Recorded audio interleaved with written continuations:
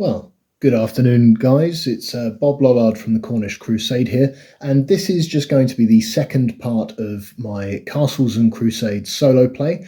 If you'd watched the last episode, then you would know that Brother Leor, the level 3 human paladin, and Lothwinner, the level 3 dwarf paladin, accompanied by Bede, a dwarf warrior henchman, and Bera, a hedge nun human henchman, henchwoman, I should say, went down into the crypt of Zarada to find and kill the fire priest Denby and the Lady Hamutal after liberating the town of Zarada from Lord Tabor, who was Lady Hamutal's husband and a servant of the fire cult. They're here to get rid of all of that evil fire magic, and so they've gone down into the crypts. And as you would have seen in the last video, they explored much of the dungeon. They didn't find a great deal, to be quite honest. There was lots of empty rooms without even any treasure in.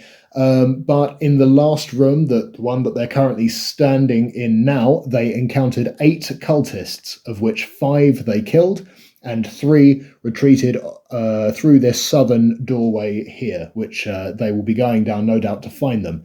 So, where the lay of the land is now, they've looted the bodies. All of the cultists were carrying short swords, and one of the slain was carrying a short bow. So we've given both the short bow and short sword to Bera, because she was only carrying a knife. So now, although she's still very squishy, she only has 3 HP and an AC of 7. It does mean that she'll be able to do some damage at range, and if she does come into contact with a foe in close combat, she might be able to deal some serious damage. They've also looted the bodies for all of the various coins and whatnot that they had. Of the loot that they were able to find, there was a combined total of about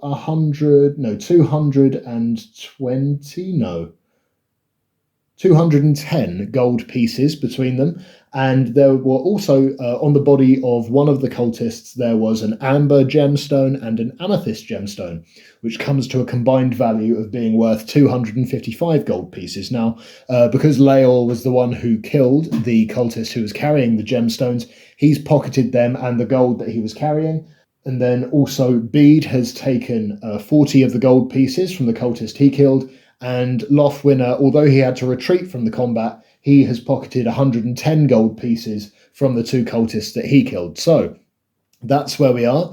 4 characters in a dungeon. There was a 5th, a lone guardsman from the city of Thresh, who had been seconded essentially by Lothwinner and Leor to rid the countryside of the fire cult, but his comrades were killed fighting Lord Tabor, and he himself has just perished in the crypt of Zarada. So they're now off to avenge him and avenge the town, and go through and kill any remaining cultists, hopefully including Lady Hamutal and the fire priest Denby. So we're going to start by going through this southern doorway here.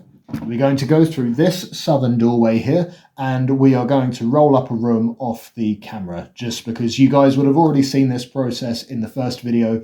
It's not particularly exciting.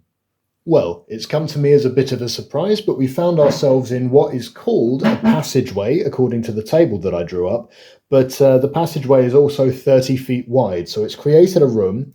When I generated the passage, it also came out as Y-shaped, so I've added these 2 ends on here, and I've put a door on either side, randomly generating which side and which square they were appearing on. So we now have a door that winds its way down here on this side here, on the southwestern side, and a door that leads off for going further west, and then on the southeastern side we have a door that leads further south. Now the cultists that we were fighting against, the 3 survivors, have fled down here, and we're not sure which room they've gone into. Now, because I actually do want to come to an end with this, it's a small crypt, it can't be a big place, it's in a small town.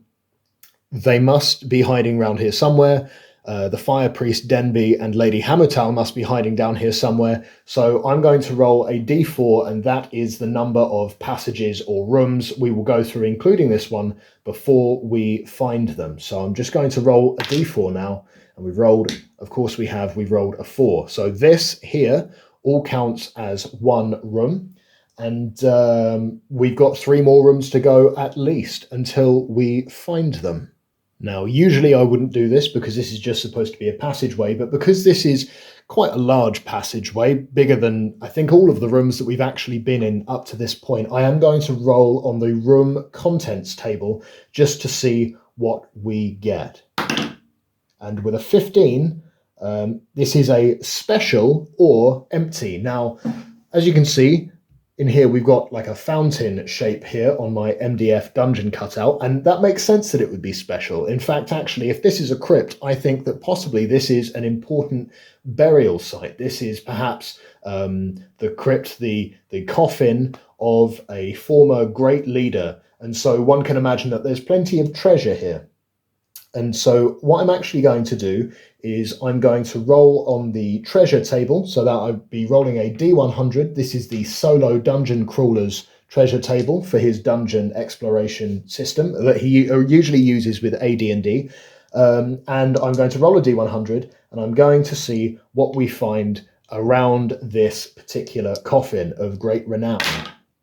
And on a 25, we get 1,000 silver per level. So that would be the equivalent of 100 gold per level. Now, is I'm going to divide it up amongst all of the party, which means that everybody gets the equivalent of 25 gold. It's important to note that in Castles and Crusades, the option is there that you can get XP relative to the amount of gold that you collect on an adventure, and that XP will go towards helping you level up. So with that in mind, everybody here has just gained basically an extra 25 XP, in addition to 250 silver each that they can use when buying things or bartering for goods or trading or whatever. So with that, we're then going to continue on into the rest of the dungeon. So the problem now facing our heroes is a simple one. Do we take the southwestern route or do we take the southeastern route? We've got to try and find Lady Hamutal and the Fire Priest Denby. Now, I personally imagine, and this is purely because I'm biased, my table goes this way, that we will probably find them if we go this way. But you know how things are, I could end up being wrong. So with that in mind, we are going to just dice for it. We're going to see which way our party decides to go. On a 1 to 3, they're going to take the southwestern route, and on a 4 to 6, they're going to take the southeastern route. I'm just going to put down my dice tray there. And on the roll of a 6, we're actually going to take the southeastern route. We're thinking that maybe these cultists, maybe Lady Hamutal and the Fire Priest Denby, would have doubled back on us possibly, hiding closer to plain sight than we realised. So with that in mind, we're going to take our troops down this way. Now, as we're going down this route,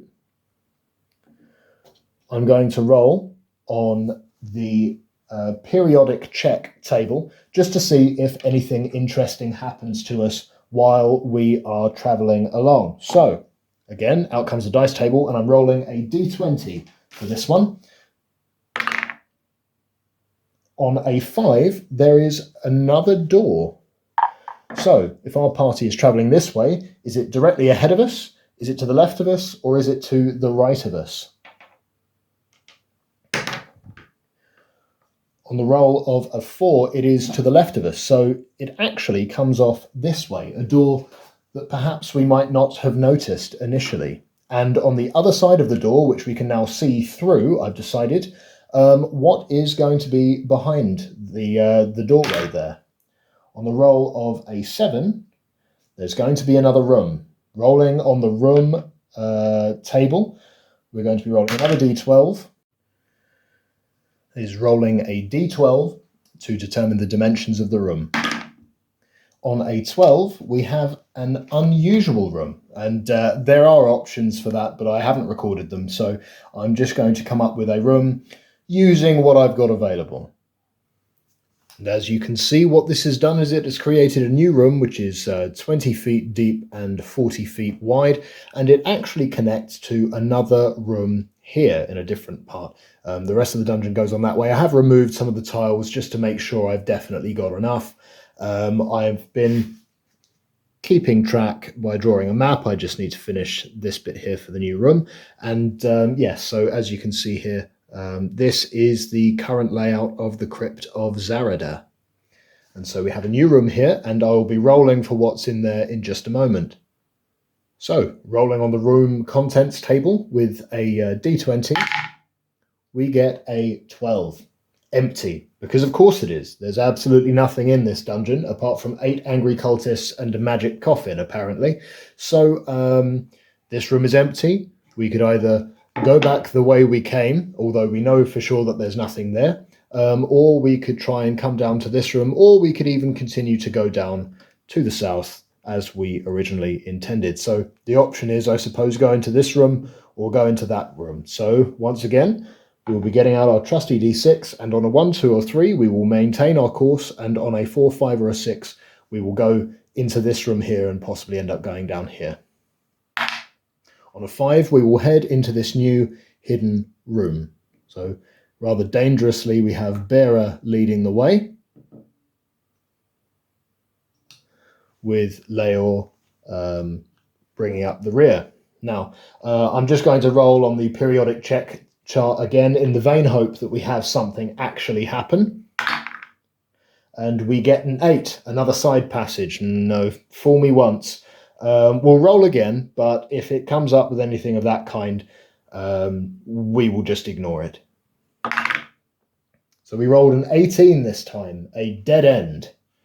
So I'm supposing that that means that this up here, everything going off in this direction here, is in fact a dead end, and that most definitely is the end of the dungeon there, which is good, because if I go any further off this way, I'm going to come off the end of my table. So we have this one door here, and we are going to arrange ourselves in proper style. We will put Leor in the front, with Bede and Lothwinner either side of him, just to make sure that if they do go through and it's filled with enemies, then Bearer is not going to get it in the neck. So we have at least 2 more rooms to go, well, most likely 2 more rooms to go until we find Denby and Lady Hamutal. So let's see what's on the other side of this door here. Oh, got the wrong dice. We need to be rolling a D12. And we roll a 2. So a parallel passage or a 10-foot by 10-foot room. Well, we don't really have much space for a parallel passage. We've established that this reaches the end of the dungeon here, and going back this way brings us onto this passage. So I think we're going to go for a 10-foot by 10-foot room. It's a very tiddly and tiny room. So we're just going to see how many doors there are. Of course, there's 3. So there are just doors all over this one. There we go. This is another room, very much like one we encountered earlier in the dungeon, where there's just doors on every single side. And we're going to roll a d20 on the room contents table. And on a 9, you guessed it, it's empty. However, this is our 3rd room, which means wherever we go next will be our 4th room, and that means we are going to find Fire Priest Denby and Lady Hamutal. There we are. I've just moved everything around so we can properly appreciate it, and I've got some space. So whichever one we go into now is going to be a room. The guys can hear muffled voices, panicked voices, voices that they don't recognize, but one that is most distinctly feminine, and possibly another that sounds very evil indeed. I believe that we are now finally about to find the Fire Priest and the Lady of Zarada.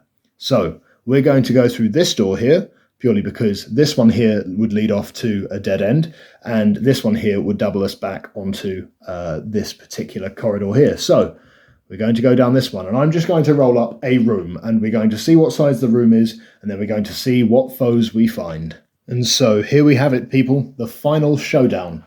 We have our party of adventurers of Leor, Lothwinner, Bede, and Bearer finally coming to battle with those last 3 cultists we weren't able to get earlier, the Fire Priest Denby, who's this rather wicked-looking fellow.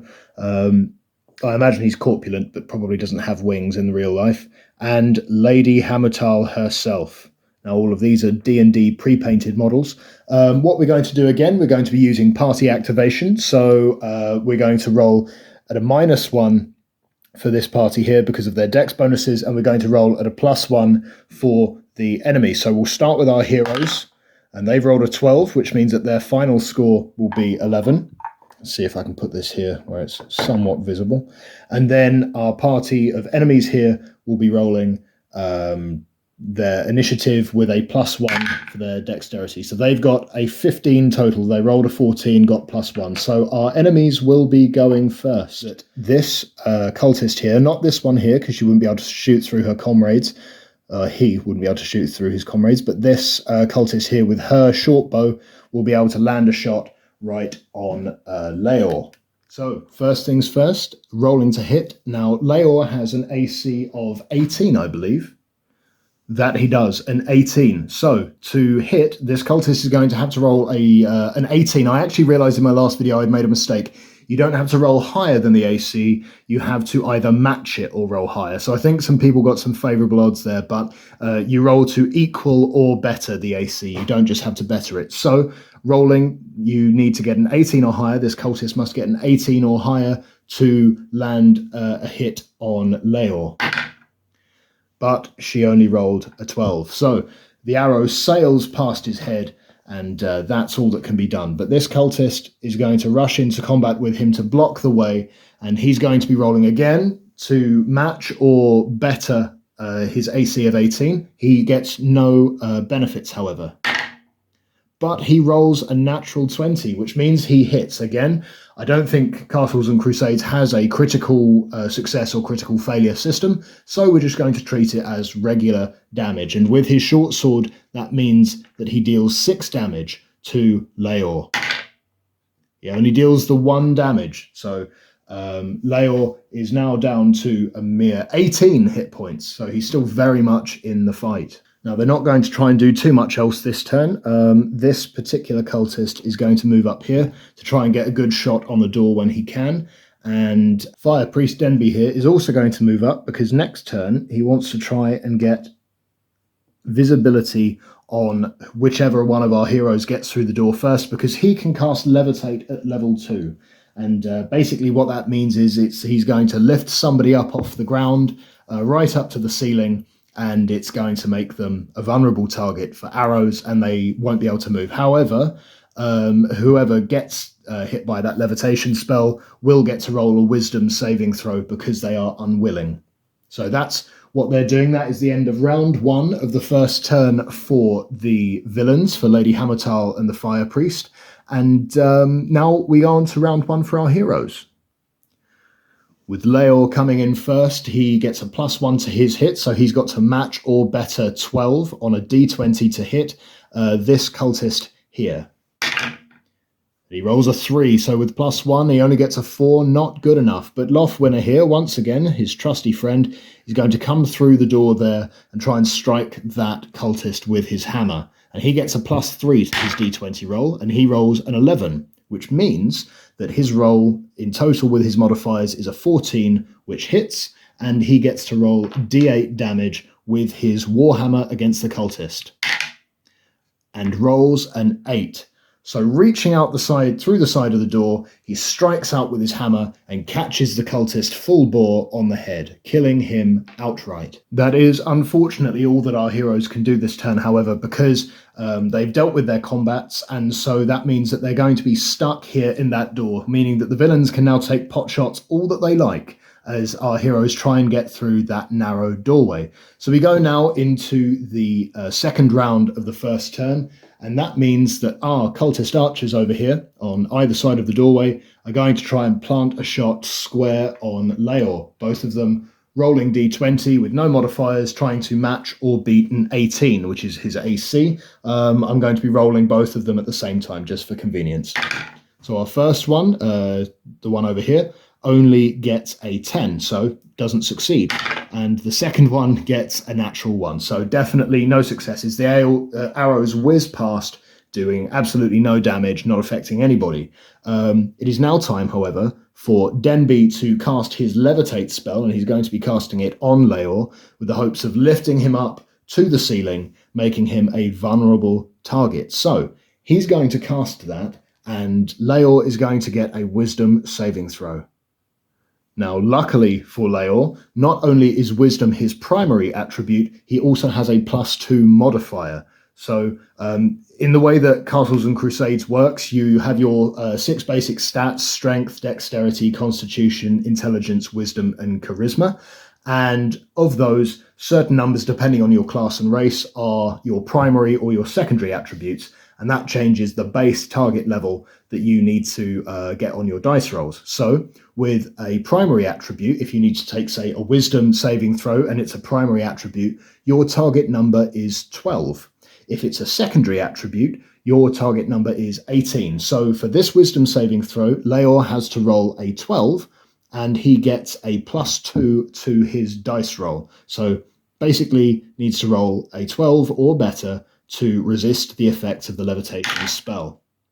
But he rolls a 2. So even with his +2 to his wisdom saving throw, he's not been able to resist this levitation spell. It must have come on him so suddenly, so occupied was he with all the arrows whizzing past his head, that he didn't notice, which means that he is now, I'm going to lay him on his side to represent the fact that he's now levitating in the air, unable to do anything. I will let him take wisdom saving throws for the next couple of turns to try and break free. And also, while that levitation is in effect, old Denby here is not going to be able to do anything else because he's going to need to concentrate on that spell.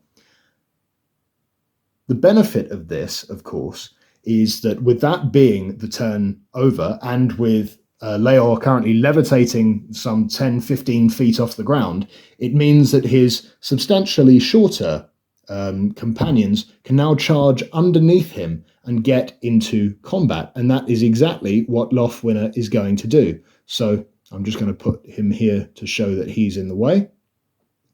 And so we've got our little column of attack coming through, and with Lothwinner here, he's moved half his movement, which still enables him to attack this cultist here. So again, rolling to attack with a +3, needing to get a 12 or better to break through her AC.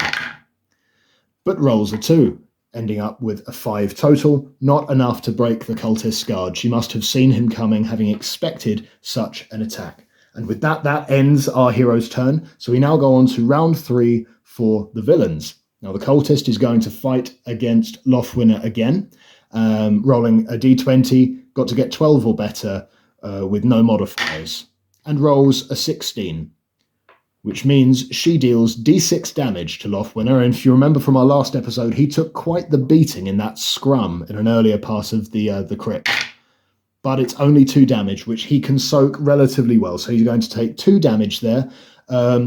The archer is also going to launch a shot against him because they're shooting in from the side. So again, 12 or better, rolls an 18. This could end up being very perilous.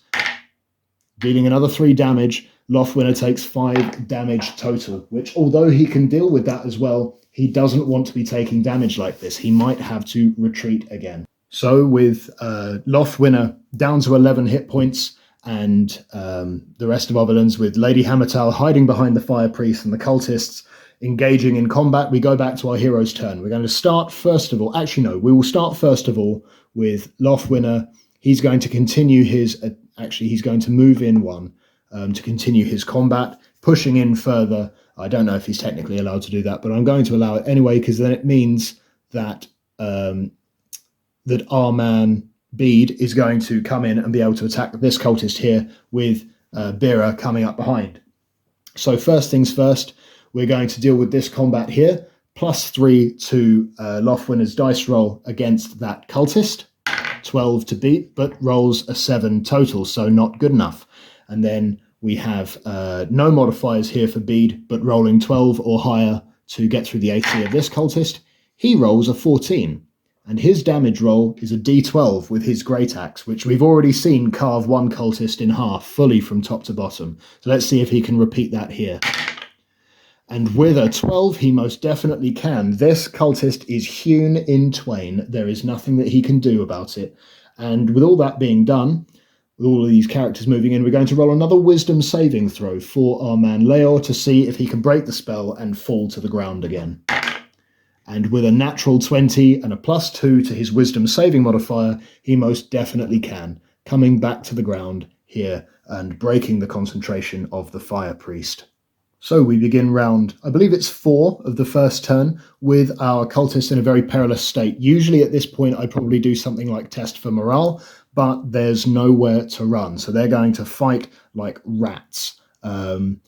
And, well, to be quite frank, this is like a knife fight in a phone booth, isn't it? There's not much room for maneuver at all. That's kind of been the telling feature of this quest, is that everywhere that there's fighting, there's usually a door involved, and nobody gets to move very much. So, with our villains here, there's not really much else for it. Armed only with their knives, the Fire Priest is going to advance on Bede, and Lady Hammertal is also going to run up as well. And they're hoping that between them, they will be able to get through this stubborn dwarf's guard.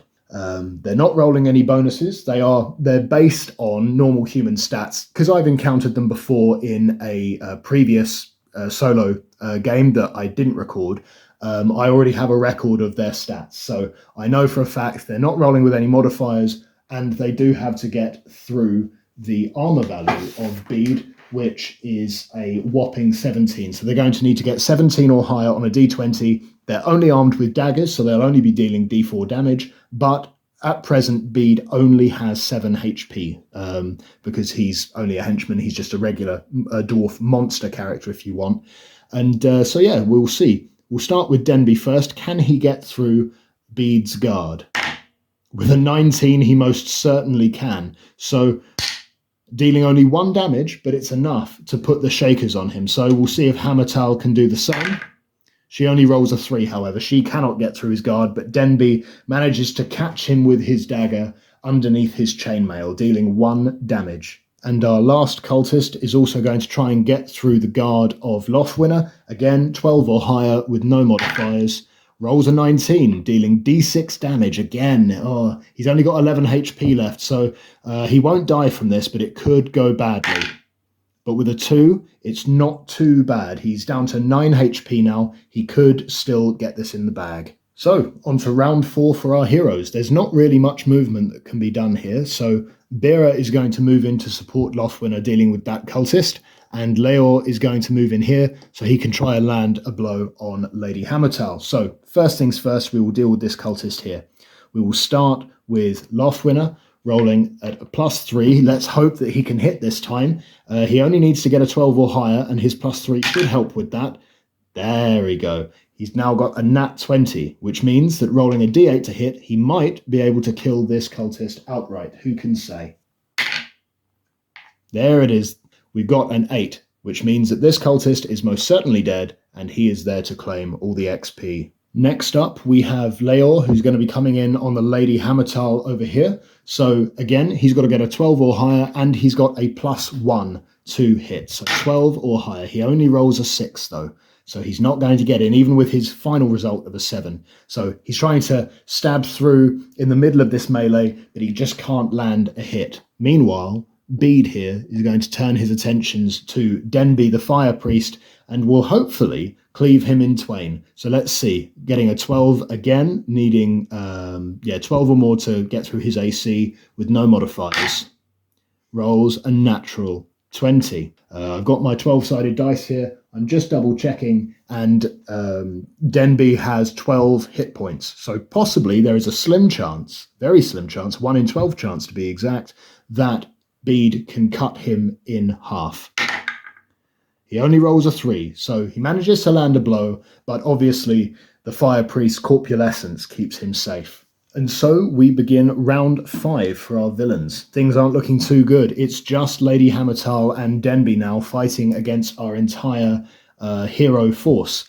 So what they're going to do, they're going to concentrate all of their efforts on laying out Bede, because he's the one who, when he gets through, he might not have the highest chance of hitting, but when he gets through, he has the chance of doing the most damage. So we're going to start with Denby, needing to roll a 17 or higher with no modifiers. Only rolls a 7, doesn't get through. Lady Hammertal will now try and do the exact same thing, but rolls a 6, no successes. And so begins round 5 for our heroes, as everyone's attention is drawn to them. So, Lothwinner and Leor are going to focus their efforts on Lady Hammertal. Lothwinner first, rolling at +3, needing to get a 12 or better. And getting a 13, he most certainly does, dealing d8 with his Warhammer. Only getting 1 damage, however. So then Leor comes in, +1, 12 or better to get through the AC once again, but rolls a 3. He rolls so badly, so very badly. So it's 1 damage dealt to Lady Hammertal. And then, lastly on our turn, Bede is going to try once again to cleave Denby in twain. So we will try that now, 12 or better with no modifiers. Only rolls a 7. He's not able to get past this incredibly fat man who's somehow able to dodge his shots. Either which way, that leads us on to round 6, the final round of the turn for the villains. With nowhere to turn to now, the villains only have one choice: to try and take out as many of the heroes as they can before they are brought down themselves. And so they are going to once again focus their attack. Actually, no. Denby here will focus on trying to bring down Bede, once again needing to get 17 or better to get through his AC with no modifiers. He rolls an 18. Very impressive. Dealing d4 damage with his dagger, he rolls a 2. Now, again, that doesn't sound very much, but Bede doesn't have nearly the amount of hit points as the 2 heroes on the party, Leor and Lothwinner. So, this is not too good for him. This brings him down to just 4 hit points, which means that next turn, if they get through his guard and roll well enough, they could kill him. However, Lady Hammertal is going to change her tactic, and she is instead going to try and strike at Lothwinner. He's only got an AC of 12, so even though she's got no modifiers, a 12 or better will hit. But she only rolls a 3. She really is more of a lover than a fighter, which is, I suppose, why Lord Tabor was so enamoured with her. Unfortunately, it's not helping her now. Her husband is dead, at this man's hands, actually. There's a little bit of backstory here that came from these unrecorded episodes. I'm sure I will expand on it in due course. Bede has taken a little bit more damage. He's down to 4 hit points, and Lady Hammertal fluffed her attack against Lothwinner, which leads on to the next round, the 6th round for our heroes. And so we'll just start with Bede trying to lay out Denby once and for all. 12 or more, he rolls a 17. D12 to hit. If he rolls a 9 or more, he will kill the fire priest. And with an 8, he almost does it. Almost does it. You see there's an 8 there. Almost does it. But unfortunately, Denby still has 1 hit point left. We're going to go on to the damage. Lothwinner going in first with his +3 to attack. 12 or better to get through the AC. But he only rolls a 3, so he doesn't do it. Now it's Leor's turn. Now he's only got a +1. Again, I've said this every single time I've done a round. It's probably very boring. But he needs to get a 12 or better with a +1 to his to hit. And he rolls a 12, which is good, because that means he's got a 13. He definitely hits, and he's dealing d6 damage, which won't be enough to kill her, but could be enough to put her down onto her last legs. With a natural 6, it most certainly does. She's now down to 4 hit points herself. So, really, it's all to play for now in this final round at the beginning of the second turn, the first round of the second turn. Villains can only do what they can do, so we're going to start with Denby trying to get through Bede's guard, needing to roll a 17 or higher with no modifiers. He only rolls a 10, he does not succeed. And then Hammertal trying to do the exact same thing against Lothwinner, a 12 or better this time.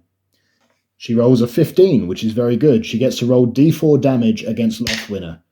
Only scores a 1, however. So she's chipping away, managing to just get in at slight parts of his guard, but it does not appear to be enough to bring him down. So we come to what could possibly be the last round, and we'll start with Lothwinner and Leor coming in to possibly slay Lady Hammertal. So we will start with Lothwinner +3, needing to roll a 12 or better. And with a 12 becoming a 15 because of his modifiers, he most definitely does it. Does he kill Lady Hammertal in this final attack? With a 2, he does not. She still has 2 HP left, but Leor could still come in with another blow. He rolls at a +1, again 12 or better to beat. He rolls an 11 with his +1, that does become a 12. So, with his d6, he just needs to get a 2 or more to kill Lady Hammertal. And he rolls a 3. I was convinced he was going to roll a 1 there, but he got a 3. And with that, Lady Hammertal is dead. And now, at long last, we can say that Bede has his chance to finally take the head off Denby the Fire Wizard and bring an end to the fire cult that's been ruling Zarada with an iron fist. But with a 10, he does not hit. Oh, goodness, we've still got one more round left in this. And it's here, I imagine, that Denby, on his last legs, alone, at the bottom of a crypt, will probably have a realization that there's no fighting out of this. And so I personally think that he might try and talk his way out of getting killed. Maybe he has information that the heroes will need about the fire cult, not just in Zarada, but also in the city of Thresh. Some of the lore that's been generated over the last couple of sessions that you haven't seen, is that the king of the city of Thresh and the region of Soma Thresh, a man by the name of King Judah V, has been overthrown by the fire cult, and nobody knows where he's gone. Now, the reason why the heroes' party of Leor and Lothwinner came to Zarada was at the behest of those guards from the city of Thresh, to try and find some answers before they could return to Thresh and get rid of the fire cult and restore King Judah V to the throne. So they would actually be looking for information. We'll just have to see what happens with that. I would need to roll on some random charts, need to role play that conversation, and I'll be quite frank, it's getting quite late here. I've been recording videos for the last two Castles and Crusades solo plays. My voice is shot, my brain is fried, and my lady's coming home from work very, very soon. So I'm going to have to wrap this one up. So we will get to that role play element at the beginning of our next episode.